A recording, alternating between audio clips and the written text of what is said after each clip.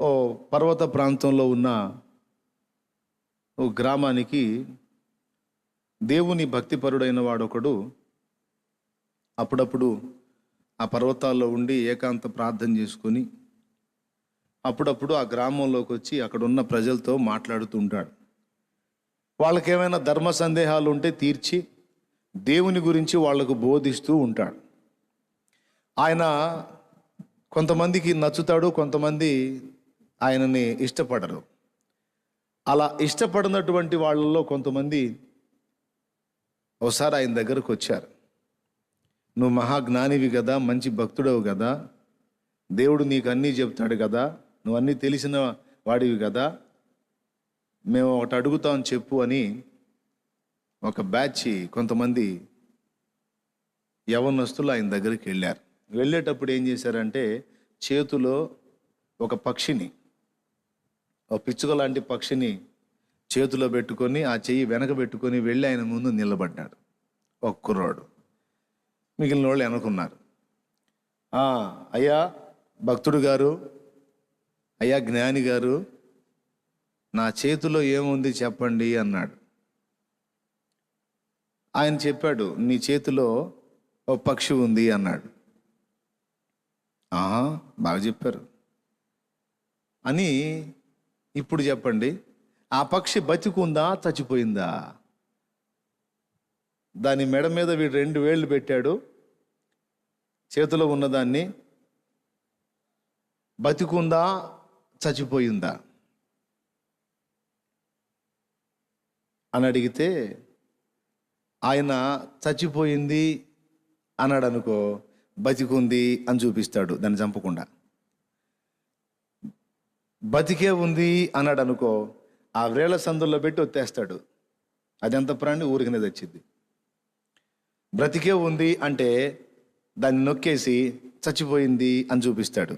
అంటే ఏదో ఒక విధంగా ఆయన ఇరకాటంలో పెట్టాలని. అప్పుడు ఆయన ఏమన్నాడో తెలుసా? అది నీ చేతిలో ఉంది, అది బ్రతికుండాలన్నా చచ్చిపోవాలన్నా ప్రస్తుతం నీ వశంలోనే ఉంది అన్నాడు. అది బ్రతికుండాలన్నా, అది బతకాలన్నా, చావాలన్నా అది నీ చేతుల్లో, నీ వశంలోనే ఉంది. ఇప్పుడు నువ్వు ఏం చేస్తే అది అయ్యిద్ది అన్నాడు. అంటే ఇక అడిగినోడికి సౌండ్ లేదు. దానిలో నుంచి ఆయన ఒక మాట చెప్పాడు, తమ్ముడా, చిన్నవాడా, ఆ పక్షి ఎలాగైతే నీ చేతిలో ఉందో నీ జీవితం కూడా నీ చేతుల్లోనే ఉంది. నీ జీవితం కూడా నీ చేతుల్లోనే ఉంది. దేవునికి భయపడి, దేవుని యందు భయభక్తులు కలిగి, దేవుని అడుగుజాడల్లో నడిచి ఒక ఆశీర్వాదకరమైన జీవితాన్ని స్వతంత్రించుకోవాలన్నా నీ చేతుల్లోనే ఉంది. దేవుని మాటలు పెడచెవిన పెట్టి అల్పకాల పాప భోగాలను ఆశించి లోక సంబంధమైన వాటి వెంట పరిగెత్తి శాపాన్ని పొంది దరిద్రతలోకి వెళ్ళిపోయి నష్టాలు బాటలో ప్రయాణం చేసి దరిద్ర కొట్టు స్థితికి దిగజారి నాశనం కావాలన్నా నీ చేతుల్లోనే ఉంది. ఇప్పుడు నువ్వు ఏం చేయాలనుకుంటున్నావు అనే ప్రశ్న వానికి వేస్తే వానికి మాటలు లేవు. ఆ ప్రశ్ననే ఈరోజు ఇక్కడ కూర్చున్న మనందరికీ కూడా దేవుడు వేస్తా ఉన్నాడు. ఈరోజు కొన్ని నెలలు మనకి దేవునికి ఎడమ వచ్చేసింది. కొన్ని నెలల క్రితం అందరి హృదయాలలో భక్తి కాస్త మండుతున్న దీపంలాగుంది. ఈ 6 నెలల ఎడంలో, ఈ 6 నెలల గ్యాప్లో పరిశుద్ధుల సాంగత్యం లేక, ఆత్మీయుల సహవాసం లేక, దైవ సన్నిధి సమీపించే అవకాశం లేక, ముఖాముఖిగా దైవజనును చూచి వాక్యం వినే అవకాశం లేక, కొంతమంది ఆత్మీయ జీవితం కొడిగట్టుకుపోయిన దీపంలాగా అయిపోయింది. కొంతమంది అయితే మళ్ళా వెనక్కి జారిపోయిన పరిస్థితుల్లో ఉన్నారు. కొంతమంది హృదయాల్లో మండినటువంటి భక్తి జ్వాల ఆరిపోయి మినుకు మినుకు మినుకుమంటూ ఉంది. ఇప్పుడుకా ఇంకా సేపటికా అన్నట్టు. స్తోత్రం చెప్పండి. అయితే ఒక్కసారి మళ్ళొక్కసారి అందరినీ కదిలించడానికే ఈ మాట మాట్లాడుతున్నా.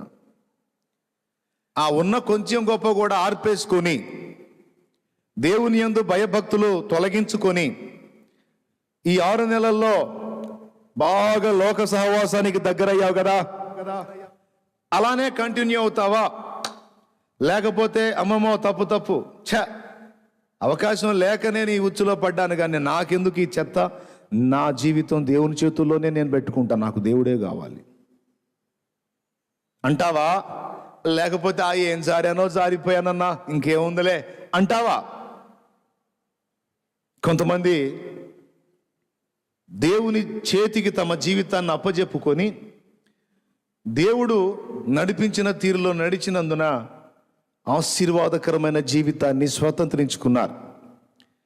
కొంతమంది వాస్తవం తెలిసి కూడా తమ జీవితాలని దేవుని చేతుల్లో పెట్టి దేవుని మాటల్ని గౌరవించి బ్రతకకుండా తృణీకరించి భ్రష్టుబట్టిపోయిన జీవితాలు కూడా బైబిల్లో రాయబడ్డాయి. ఉదాహరణకి తీసుకుంటే అబ్రహాము లోతుల జీవితం 1, సౌలు దావీదుల జీవితం 2, ఇంకా మరికొంతమంది బ్రతుకులు మనకి ఉదాహరణగా లేకపోతే దృష్టాంతములుగా ఇవ్వబడ్డాయి. సౌలు దావీదు ఇద్దరు ఒక్క దేవుని బిడ్డలే, ఇద్దరు జీవము గల దేవుడైన యెహోవా ఆరాధకులే, ఇద్దరు కూడా ఇశ్రాయేలుకు రాజులుగా దేవుని చేత ఎంపిక చేయబడ్డారు. ఇద్దరు కూడా ప్రారంభంలో దేవుని యందు భయభక్తులు నిలిపారు. వాళ్ళ జీవితాలను కొంచెం మనం ఎక్స్రే చేస్తే వాళ్ళల్లో ఒకడు అంతకంతకు నీరసించినట్టుగా ఉంటుంది, ఒకడు అంతకంతకు వర్ధిల్లినట్లుగా మనకు రాయబడి ఉంది. ఎవడు నీరసించాడు, ఎవడు వర్ధిల్లాడు? ఇద్దరు, ఒకడేమో గొర్రెలు కాసేవాడు, ఒకడేమో గాడిదలు కాసేవాడు అనుకోండి,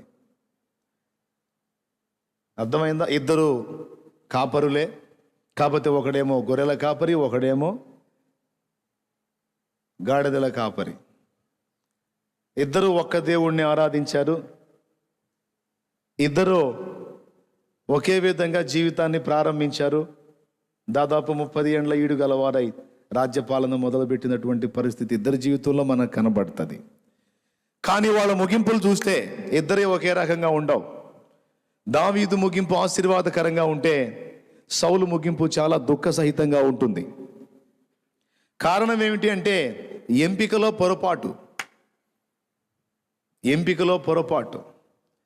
జీవితం, నేను చెప్తున్నా, దేని విషయంలో మనం నిర్లక్ష్యం చేసినా ఇబ్బంది లేదు, కానీ ముఖ్యంగా దేవుని విషయంలో మాత్రం మనం నిర్లక్ష్యంగా వ్యవహరించామంటే ఇప్పటి జీవం విషయంలోనూ రాబో జీవం విషయంలోనూ నష్టపోతాం.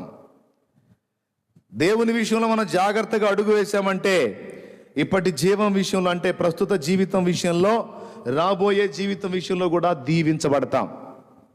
నిర్ణయం చేయాల్సింది మనమే, ఎందుకంటే ఎవరి జీవితాలు వారి చేతులకే దేవుడు అప్పచెప్పాడు. సోదరా సోదరి, మీ జీవితాలు నా చేతుల్లో ఉన్నాయా?